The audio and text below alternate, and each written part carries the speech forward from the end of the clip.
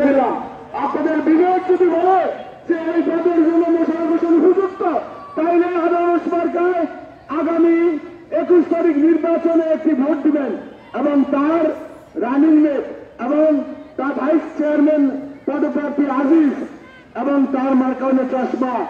আপনারা আজিজকে এবং মোশাররফকে এই আনারস এবং চশমা প্রতীকে ভোট দিয়ে জয়যুক্ত করবেন।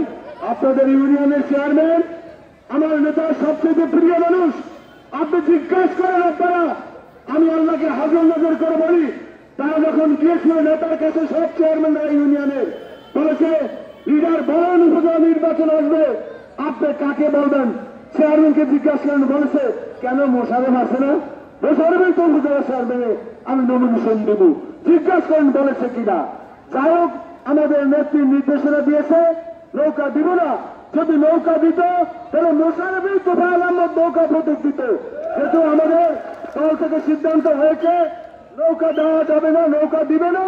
এই জন্য বলেছে আপনারা, এই জন্য আমরা নৌকা প্রতীকে এবার ভোট করতে পারি নাই। বিগত 10টি নির্বাচন আমরা নৌকা প্রতীকে করেছি। এবার যার মার্কা আনারস মোশাররফের প্রতীক। মোশাররফ এই ইউনিয়নে আমাদের 2 জনের নানাবাড়ি, মন্নান গোলদারের বাড়ি আমাদের নানাবাড়ি।